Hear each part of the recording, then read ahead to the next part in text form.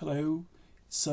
Today I would like to summarize what we have been interested in over the last couple of years about predicting algorithm for the depths of anesthesia. Let me introduce myself. I'm David Holcman. I'm a professor, director of research at the École Normale Supérieure in Paris, and direct the group of applied mathematics and computational biology. So in summary, the talk will be organized as followed. I'll give the general context of general anesthesia, then discuss monitoring the brain and signal analysis. Then I will introduce the classification methods to make prediction using data, and how then this prediction can benefit from predictive patterns that can be used in real time to predict what will happen in the next future. And finally, I'll discuss some future direction and conclusion. So let's go to part one, context of general anesthesia. For example, in France, we have about 9 million people anesthetized per year. About 20 to 40% of patients of the age of more than 65 years old will have post-cognitive impairment complication that can last from a few days to much more, depending on the consequence of a too deep injection of anesthetic.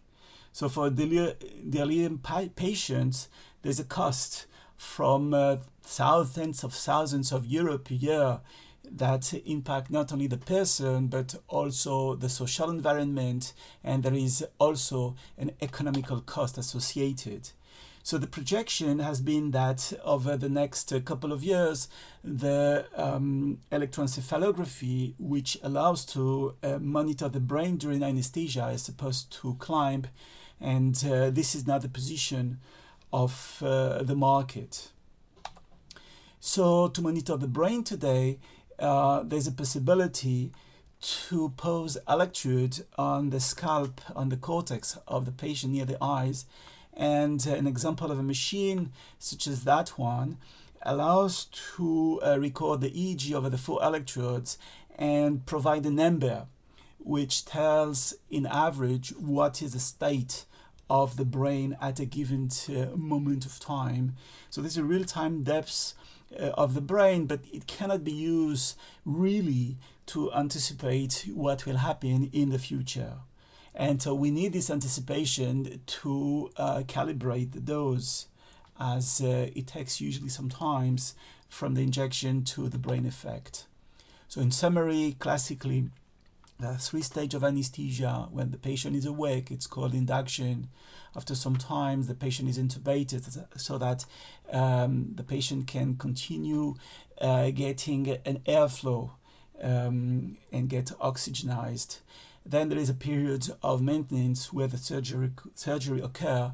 And finally, there is a last phase, which is called the recovery, where the patient is brought back to consciousness. So the general question is, for the need of anesthesia, is how to predict the right dose to avoid overdosing, because as you can see here, overdoses can lead to complications that you want to avoid. So I have already presented here the general measurements, and associated to this number, which is monitoring index over the classical set lines and monitoring machines. So here, basically, since this machine cannot predict the future, what we need is to develop intelligent algorithm to anticipate overdoses. So can we prevent this oversedation and arousal during anesthesia? So this is important basically to population. You want to avoid complication in children that could, particularly for the young one, to interfere with brain development, learning, and memory. And for the older generation, you want to avoid, again, all kind of complication that could increase the can increase, for example, the Alzheimer's disease fragility and much more. It can create in this population delirium, loss of memory, and so on. So, but they are classically, this population has been classically recognized as being fragile, but anybody actually can suffer. And the problem is we cannot detect such a patient from just a visit to the anesthesiologist. You need to perturb the brain. So this is an example of the well-known, legendary pop star Michael Jackson, who was acutely intoxicated by propofol. This is a toxicology, and basically this is to say that if you think that anesthesia will replace sleep, this is actually a wrong idea, and let me show you why. So before that, let's continue on monitoring the brain and signal analysis. So brain during anesthesia, for this I need to discuss a bit of what are the measurements. So you will see that you will understand in a few slides what I meant between the difference between sleep and anesthesia. So basically you have an EEG, which is a time series that looks like this. You take a sliding window as it is classically used in signal processing analysis, and from time t to time t plus capital T, which is the duration of this sliding window, you can compute a certain number of statistical parameters, such as the power or the power spectrum, which tell you what is the band at which you have high energy. So here, for example, we have energy in the delta band. You have this peak here, and you have a second peak here in the alpha band, which means that you have basically a main oscillation about these 10 Hertz. And then you have a classical here decay that occur over many range of the frequency, which is reminiscence of the noise activity, the noise convoluted in the neuronal networks of the brain.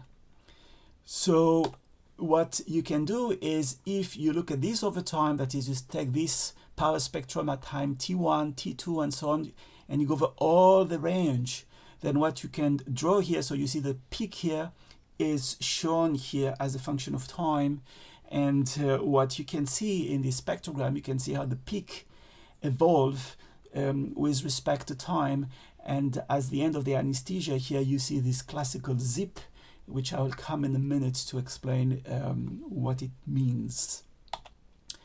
So sleep is not anesthesia because, as we just showed, this is an example of the spectrogram during anesthesia, and this is the spectrogram during sleep.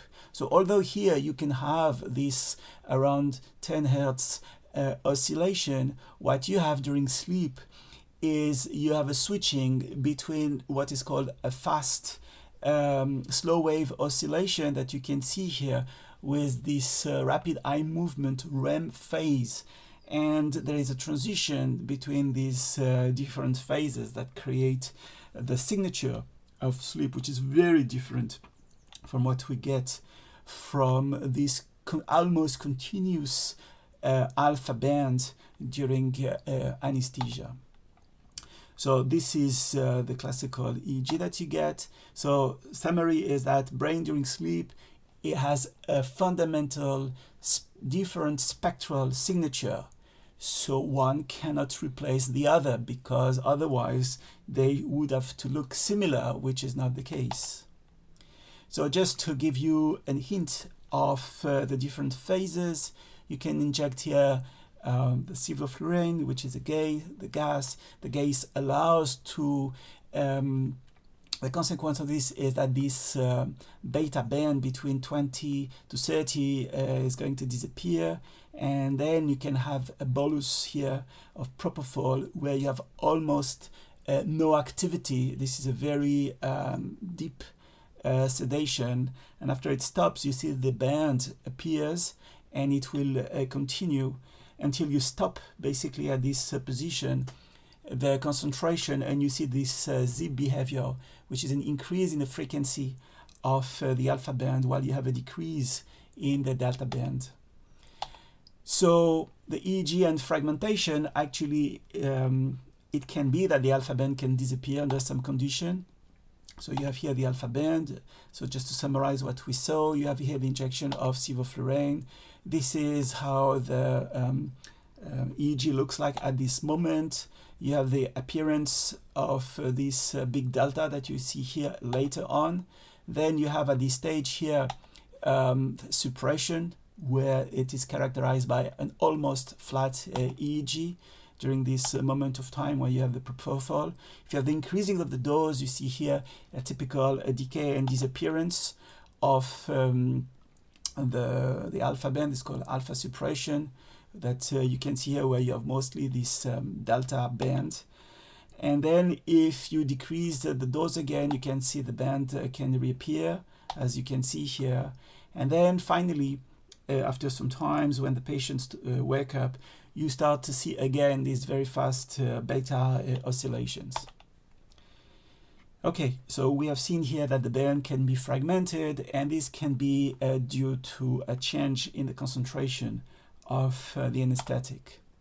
So then I would like to come back on this isoelectric suppression that we saw. You have a moment where you have this red almost flat EEG that you would like to avoid. But the question is, can you anticipate this event? Though they are characterized as increasing post-operative mortality. They can be seen in comatose patients, in epileptic brain, in hypothermia. And they can be associated, although it is still under debate, of the emergence of post-operative complications such as delirium, but they are clearly associated with an increase of anesthetic. So we can characterize this as an overdose for patients that could be sensitive. So IES associated with a deep sedation. This will be the conclusion of this present slide. So the message associated to this IES, so you would like this an indicator of overly deep anesthesia. They can occur in patients that are very sensitive, and they could lead to post-operative complication. Although the review in the literature may not be accurate enough to link to show the direct link between this deep anesthesia and post-operative complication, although you can see a clear correlation. So basically, one trend is to avoid this isoelectric suppression, and also another difficulty is to avoid awareness. So this leads to mathematical difficulty, which is to control in real time the dose, and this requires some intelligent understanding and analysis of the signal to predict the optimal dose and thus to assist the clinician. So how to avoid this isoelectric suppression and to provide the correct dosage in real time. So now we will go to this part. So the idea is that you can use computer-assisted approaches using databases, machine learning, and classification. So there are basically 4 points here. One is to get the signal and to process the signal to extract an interesting pattern. Then there's a second step, which is a classification method, and the hypothesis is that patients with similar fragility will behave in a similar way so that they will be clustered. We will see that in a second. So this is a fundamental assumption under which machine learning and all classification methods can be used. And then we need, once we have this clustering, prediction, how a patient belongs or not to a given class, sensitive, non-sensitive, bad or good prognostic for coma, with and without post-anesthetic complication. And then once we have all of this, what is important is to make real-time prediction. We cannot wait that the anesthesia is over. We need to do that in real time, which is a real challenge. Again, when we have to classify patients, because this requires often to work offline and to have already pre-acquired some information about the patient. So the principle of classification is the following. Suppose you have pre-classified patients, let's say in class A, which are the blue, which has another class B, for example, those who will be sensitive to anesthesia, those who will not be sensitive to anesthesia. And then you have a point here. And so now the question is, what is the class that this point belongs to? Does it belong to that class or that class? So for this, there are 30, 40 years basically of work or classification, depending on, for example, on the neighborhood of this point.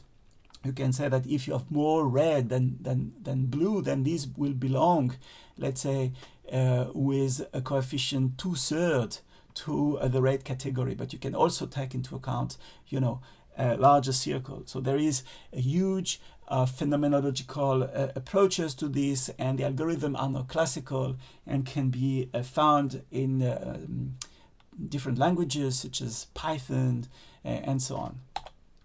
So this is an example of classification, that if you ask about patients that are in coma, this is called support vector machine. I will have no time to go into this, but basically this is the people that will survive. So if you have a patient that arrived here in between, then you would like to assess what's the probability for this person to survive. Okay, so this is to summarize very quickly the notion of classification. And I will have a specific YouTube about those different examples, although there are many on internet. So now that we have discussed the classification, let's go to predictive patterns for real-time algorithm. And so let's discuss pattern, how to find predictive patterns. So what we have been doing in the lab is that we have used the EEG signal, and here you can color region associated with the loss of the alpha band. This was a work developed by one of the PhD students in the lab. And these patterns actually was interesting because they precede the arrival of the isoelectric suppression, as you can see here. And this thus can be used in general as a predictive motif, although the physiology of this remains unclear. So this, you can see here the signal in blue. You can see the features of the alpha suppression in yellow and the arrival of this burst suppression. And you can see that the proportion of one predicts basically or precedes the arrival of the other from a few minutes. So there is also a dynamics in the alpha band, as you can see here. So if this is the EEG of a patient anesthetized. What you can see here, depending on the level of the concentration, so this is published over a certain number of years ago, you can see here that there is a dynamics. The alpha band is not stable, while if you have a continuous and constant injection, you can see that the band can be maintained constant. So basically the summary is that there is a change in the alpha band that is directly following the change in the dose. So recently what we have observed is that you can also during anesthesia for different protocol, as you can see here, this is the EEG. So here you increase by step the concentration. Here this is constant, and you can calculate the spectrogram, and from this spectrogram you can extract the oscillatory band. So here you can have two oscillatory bands, and you can monitor in time the change of this band, and associated to this you can detect at which moment you have the arrival of this burst suppression event, as you can see here. And you can even obtain some specific information about the time the burst suppression will appear, as you can see here in this diagram. So now there is a difference between different types of anesthesia, propofol versus sevoflurane. So as you can see here, this is the EEG 1 and 2.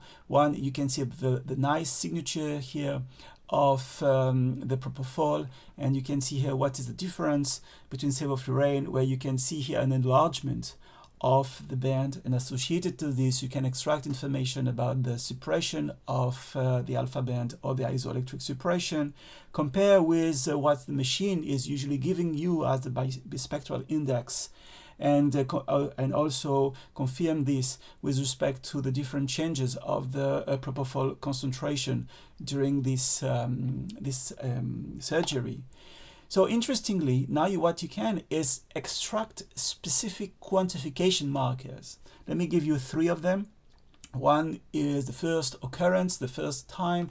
This comes from what the group has developed over the last 20 years, which is called first passage time analysis. So you look at the first occurrence time of this alpha suppression or this the isoelectric suppression, and you can also measure the proportion of this event in a sliding window, and you can show here the slope of this fraction of suppression. So you have basically three parameters that you would like to compare to the bispectral index information during induction, such as the minimum value that you can get here. This is bispectral index minimum.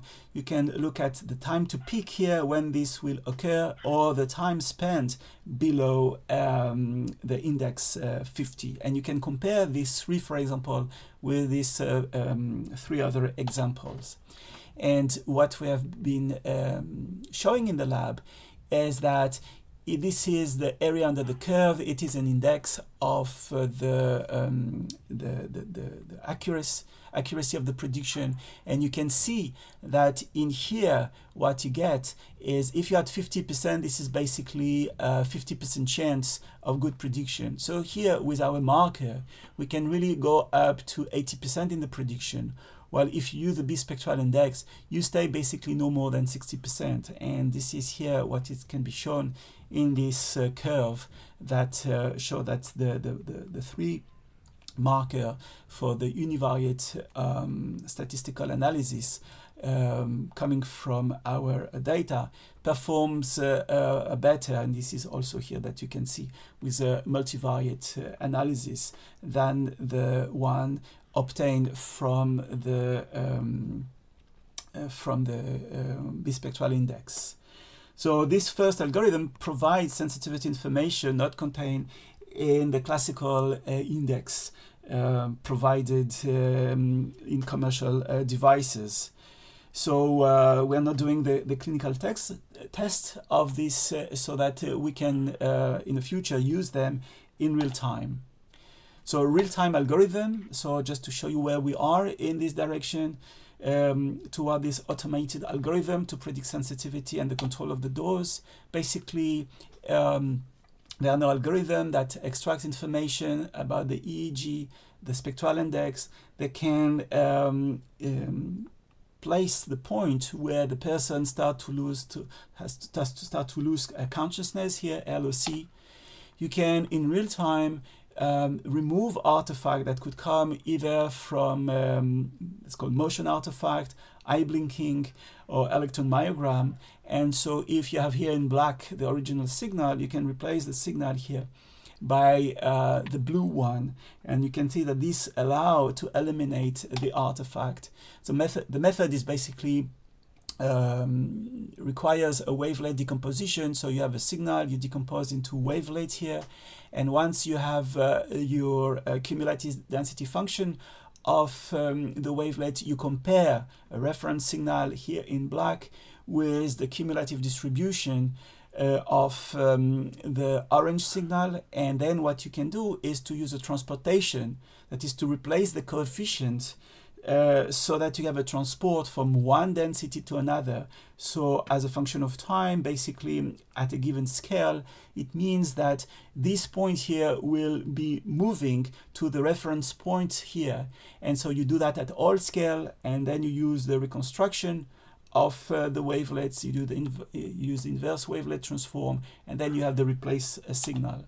And why this is important? Because now with this analysis, you can really replace this artifact by a signal, so that the monitoring machine will not stop anymore processing the information. So here there's an example of how an artifact contaminates the spectrogram, and so if you do this replacement, you don't have any more, and so you can continue calculating whatever you have to calculate. And also, based on the sliding window analysis that I showed you previously, based on the 3 parameters that you can compute that I explained previously, you can design what is called a decision tree, where you have checkpoints where you can calculate the sensibility of the patients at 5, 10, and 15 minutes. And based on this estimation, you can provide to the clinician specific information about the sensitivity of the patient already from the 10 minutes of anesthesia. Then you can use this to classify patients both during the first 15 minutes and the entire anesthesia. And what we have shown in the past is that this information is enough because the two diagrams here are actually not very different from one to each other. And so with this, what we've shown is that with this parameter, you can have a very high accuracy of prediction of the sensitivity. And so based on this, what we have proposed is a general framework to use each data to calculate a certain number of parameters. We can normalize them, put them in an abstract dimensional space where you can use any kind of statistical analysis to decide about the sensitivity. And this is used to generate an intelligent databases that can be used to classify patients and to give more accurate prediction about any future patients. So basically, we still do not understand really the role of the alpha band. And to make a long story short, we know that there are different regions of the brain that can produce this alpha band.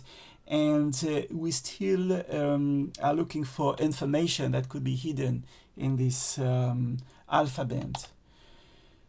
Okay, so now we saw that we can get new models. So I will give a test now to you and ask you, if you look at these two EEG, which one is the one recorded on the scalp of a patient, and which one is the one that we computed with a stochastic model? So let me give you the solution. We found that we can develop new types of models that generate really EEG. And so this is an example here where this is the one that we generate with our model, while this is the one that is obtained from a real recording. So this is to say that there is a new generation of model that can be used to assist the anesthesiologist so that we have a comparison element for future prediction. We can also use this model to generate more accurate prediction based. So this is here a model where we have 3 neuronal networks, one associated with an inhibitory circuit, another 2 with excitatory, one create up and down state, the other one create alpha band.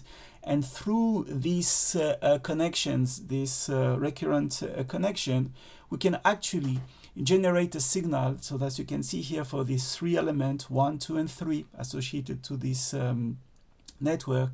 This is the spectrogram associated with the signal generated by each of them. And if at a given moment of time we generate a signal that mimic anesthesia, we can see here the effect of the emergence of a band in one signal, the disappearance in this inhibitory signal, the appearance here of this theta to alpha band.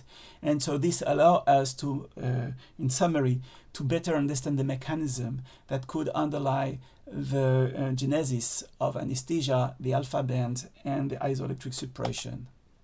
So to finish, I would like to mention future direction and conclusion. We are really moving to a better understanding of the alpha rhythm generator, thalamocortical loop, upside dynamics, synchronized cortical oscillation, the role of inhibitory neuron, and the better understanding of calcium channel dependent rhythm, especially the high thresholding bursting, which could be involved, which has shown to be involved in the thalamus as an independent pacemaker of the alpha band. It's still not clear what is the genesis for burst suppression, especially it's due to metabolism or after hyperpolarization.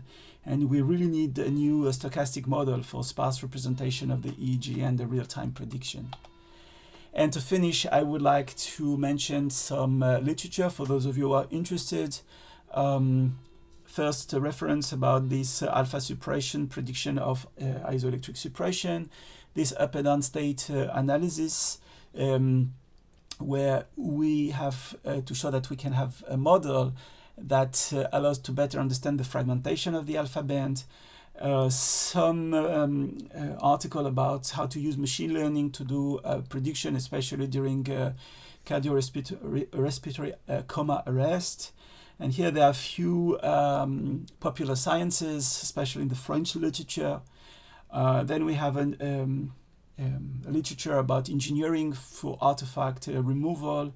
Another one with my student Christophe Sun about predicting the sensitivity of general anesthesia, and more mathematical about how you analyze our algorithm. Thank you. I'm happy to take questions. Don't hesitate to communicate. This is my email, and I thank you for your attention. Thanks.